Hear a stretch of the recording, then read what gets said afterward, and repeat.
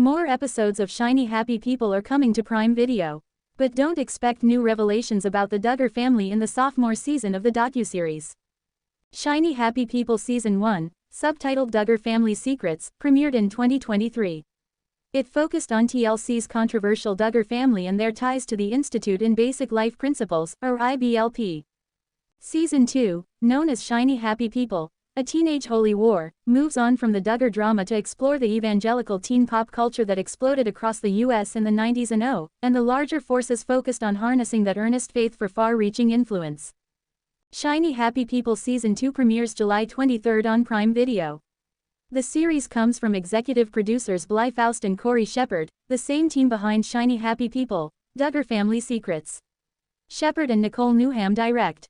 The new Shiny Happy People turns its lens on Teen Mania, which was once the country's largest youth ministry.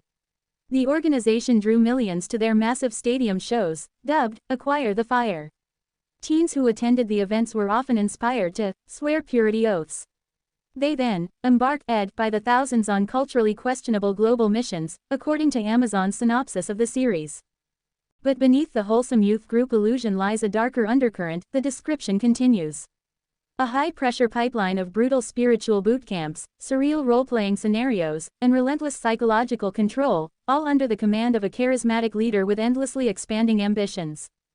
The first season of Shiny Happy People featured explosive interviews with people associated with the IBLP, a fundamentalist organization that encouraged homeschooling families to embrace a strict and hierarchical approach to life, where women and children were subservient to authoritarian father figures. It was an approach that invited abuse, several interviewees said. The Duggars of TLC's Counting On and 19 Kids and Counting were IBLP's most prominent adherents. But many who were raised in the group have since walked away, including Jill Duggar. In the series, she recalled feeling pressure to participate in an interview with Fox News' Megyn Kelly where she defended her brother Josh Duggar, even though she was one of the victims of his abuse. "I felt like I was in a place again of, bearing the burden," she said. "And the weight of even though you volunteer, it's like you feel obligated to help." Prime Video's docuseries Shiny Happy People is returning for Season 2, but the acclaimed docuseries is moving away from 19 Kids and Counting's Duggar family for its subject matter. The original four-part series from CO directors Olivia Christ and Julia Willoughby Nasson examined Josh Duggar's 2021 child pornography conviction and the Duggars' ties to the Institute in Basic Life Principles, a Christian fundamentalist organization that has been accused of cult-like policies. Jill Duggar Dillard, her cousin Amy King and Jim Bob Duggar's sister Deanna Duggar were among those interviewed about the family's biggest scandals in Season 1.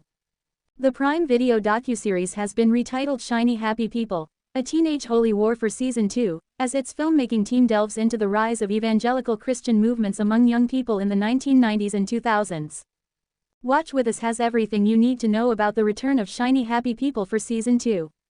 While the first season focused on the dark secrets of the Duggar family, Shiny Happy People, A Teenage Holy War will tackle the rise and fall of Teen Mania, the once hugely popular evangelical group behind the touring Acquire the Fire stadium shows. Oscar-nominated Crip Camp documentarian Nicole Newham and Emmy winner Cori Stern will examine the way Teen Mania allegedly used high-pressure tactics and even psychological manipulation to ensure teens at their shows signed purity oaths and pledged their time to the group's global missions. An official synopsis reads, "The series bursts with peak millennial nostalgia and cringe, featuring colossal stadiums filled with teens enraptured by religious rock anthems, inspired to swear purity oaths and eagerly embark by the thousands on culturally questionable global missions."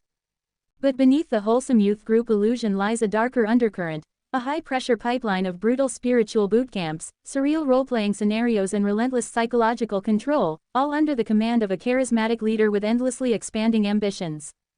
Teen Mania Ministries, which existed between 1986 and 2015, was endorsed by some of the most influential figures in the Christian evangelism movement at the height of its success, including Pat Robertson of the 700 Club, Moral Majority co-founder Jerry Falwell and 20-time Grammy-winning gospel musician Kirk Franklin. The group toured as many as 30 U.S. cities each year at its peak to promote short-term ministry trips, which it called global expeditions, to teenagers.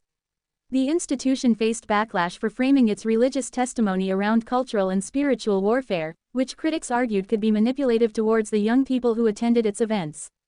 Teen Mania also marketed a series of Extreme Camps, at its Garden Valley, Texas, campus, where it mixed religious testimony with sports challenges. Young attendees at Teen Mania's events were encouraged to endorse its Battle Cry campaign, which sought to influence politicians and social groups with a fundamentalist message. Amid a string of controversies and lawsuits over its business practices, Teen Mania founder Ron Luce announced in December 2015 that the group would cease operations on many of its projects. Later that same month, Teen Mania shut down entirely after filing for Chapter 7 bankruptcy.